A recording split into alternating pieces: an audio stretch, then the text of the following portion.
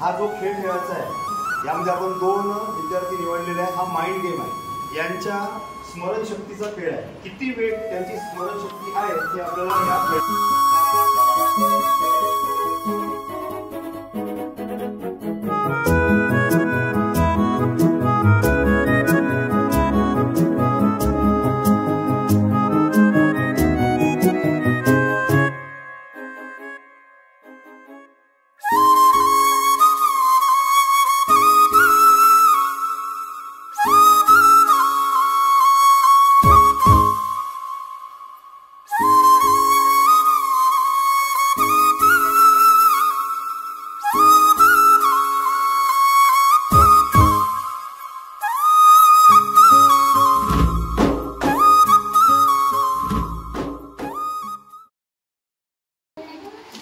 आणि इथे हे सुद्धा चुकलेलं आहे। हिचा स्कोर जो आहे 8 पैकी टोटल 4 गुण मिळालेले आहे।